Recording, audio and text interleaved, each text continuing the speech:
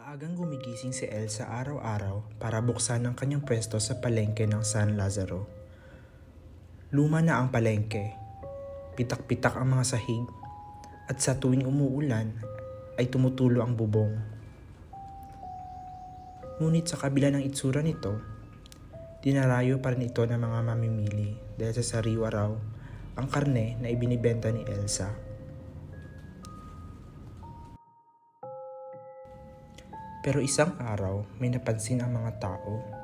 Parang iba ang amoy ngayon, bulong ng isang alay habang namimili. Parang panis na karne pero may halong kung dagdag ng isa pa. Si Elsa ay tahimik lang. Malamig ang mga mata habang hinihiwa ang isang pirasong karne na kulay pula. Sa isang sulok, pinapanood siya ni Mando, ang tagabantay ng palengke. Matagal na siyang may kutob. Kaninong baka na naman yan, Elsa? Tanong ni Mando habang nilalapitan ang pwesto.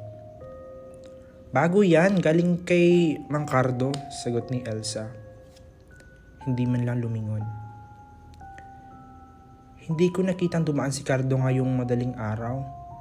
Hindi sumagot si Elsa. Tumango na lang, sabay ngiti. Ngunit ang ngiting iyon ay may kung anong nagpapatindig ng balahibo kay Mando. Ang pagdating ni Julia. Si Julia ay dumayo mula sa Maynila para sa kanyang thesis. Isa sa kanyang mga case study ay ang distribusyon ng karne sa mga lokal na pamilihan. Pinuntahan niya ang San Lazaro dahil kilala ito bilang may pinakamura at pinakasariwang karne. Narinig mo na ba yung chismis tungkol sa karne rito? Tanong ng kaibigan niyang si Lenlen. Anong chismis? May mga nawawalang tao raw. Tapos parang hindi raw baka ang ibang karne. Tumawa na lang si Julia. Urban legend lang yan. Malamang paninira sa negosyo. Pero nang pumasok siya sa palengke kinabukasan, tila may kakaiba nga. Bukod sa amoy na mabigat sa ilong, napansin niyang kakaibang itsura ng mga karne. Parang sariwa pero parang masyadong pula, masyadong makinis at walang bahid ng balahibo o balat. Dumiretso siya kay Elsa upang magsagawa ng panayam. Pwede ko po ba kayong makausap tungkol sa trabaho niyo? Tanong ni Julia. Tiningnan siya ni Elsa saka tumango. Sige, pero maikli lang. Maraming trabaho. Sinimulan ang panayam. Matagal na po ba kayong nagtinda dito? 20 taon? Saan po galing ang mga karne nyo? Kay Mang Cardo. May sariling katayan. May permit po ba kayong ipinapakita para sa inspeksyon? Saglit na katahimikan. Hindi mo na kailangan alamin yon. Malamig na sagot ni Elsa. Napansin ni Julia na biglang dumilim ang paligid. Hindi dahil sa oras, kundi parang may aninong dumaan sa likuran. Lumamig ang hangin. Bigla may tumirik sa kanyang likod, isang patak ng dugo mula sa karne ni Elsa na parang kusa itong gumalaw. Tumayo si Julia at nagpaalam, ngunit sa pag-alis niya, narinig niya si Elsa. Huwag kang makikialam sa hindi mo naiintindihan. Kinagabihan, hindi mapakali si Julia. Habang nire-review niya kasi ang kanyang mga recording, napansin niya ang kakaibang bagay sa background ng boses ni Elsa. May isang tunog na tila mahinang pag-iyak o pag-ungol na hindi mo malaman kung sa hayop pa o sa tao. Kinabukasan, nagpasya si Julia na hanapin si Mang Cardo upang alamin ang totoo tungkol sa pinanggagalingan ng karne.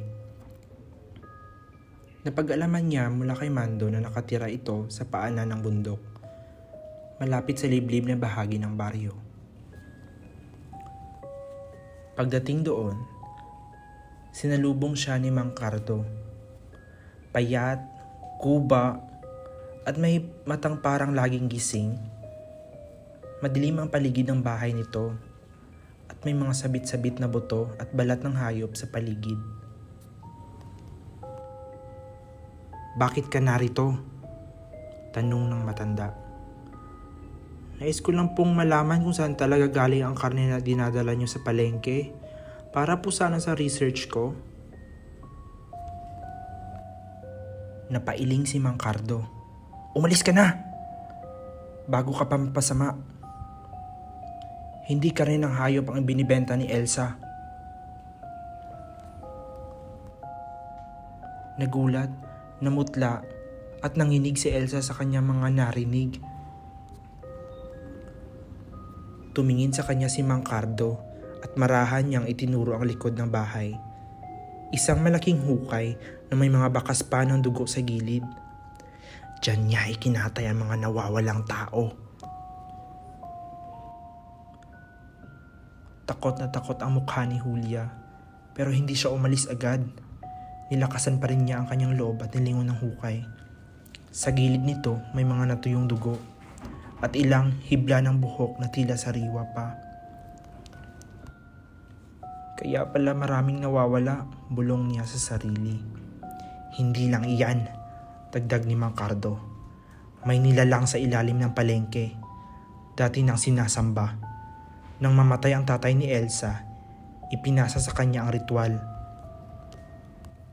Ang mga karne ng biktima ay alay, at ang natitirang bahagi ay ibinibenta sa mga tao, kapalit ay kasaganahan sa negosyo." Napaatras si Julia. Hindi niya maunawaan kung totoo ba ito o katang-isip. Ngunit sa mga mata ng matanda, naroon ang takot, hindi peke, hindi gawa-gawa. "Kung mahal mo ang buhay mo, huwag ka nang babalik pa ron," sabi ni Mang Cardo. Habang nagkakagulo si Julia sa kanyang mga natuklasan, si Tonyo naman ang kapitan ay abalang nagsisiyasat sa mga kaso ng mga nawawalang tao. Sa loob ng 3 buwan, 7 na ang nai-report na hindi na muling nakita matapos mamili sa palengke. May mga CCTV footage doon ng isang lalaking pumasok sa pwesto ni Elsa pero hindi na lumabas. "Hindi ba kayo nagtataka, Mando?"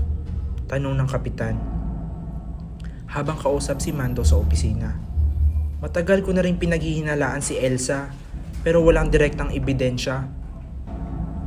Kinagabihan, nagkita sina Julia at Mando.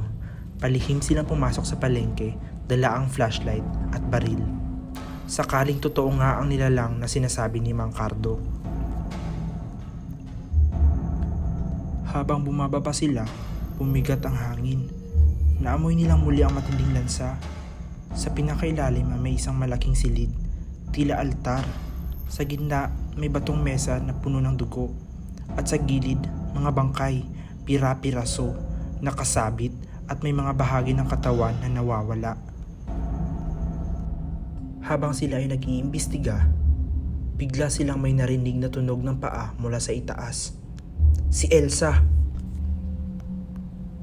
Dala ang itak, bumaba si Elsa, nakangiti, ang mga matay namumula. "Lahat kayo, pagkain lamang," aniya.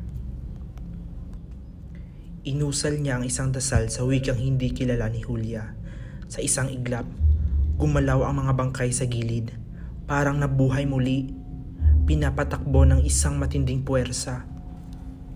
Tinulak ni Mando si Julia papataas. "Tumakbo ka na!" Habang nakikipaglaban si Mando kay Elsa, umakyat si Julia. Napatingin siya sa paligid ng palengke. Lahat ng pwesto ay tila may tagong trapdoor. Lahat ng tindera, bahagi ng kulto. Isa lang ang alam niya. Kailangan niyang sunugin ang buong lugar. Pinuno niya ng gasolina ang paligid galing sa lumang storage sa gilid ng palengke. Nang makalayo siya, sinindihan niya ang isang bote ng basang tela at itinapon ito. Sumabog ang apoy. Umalingaw ang mga sigaw mula sa ilalim. Sigaw ng mga hindi na tao kundi mga nilalang na matagal ng gutom. Sa huling sandali, lumabas si Mando. Basag-basag ang braso, duguan pero buhay, at wala si Elsa. Makalipas ang 1 buwan, tuluyan ng sinarado ang palengke ng San Lazaro. Ngunit sa ibang bayan, may bagong nagbukas na pwesto ng karne. Mura, sariwa at kakaiba ang lasa. Ang nagtitinda ay isang babaeng tahimik, maputi at may malamig na ngiti. Elsa Smith Shop. Sa pintuan may karatula. Bukas mula 3:00 ng madaling araw hanggang pasikat ng araw para sa mga tunay na gutom.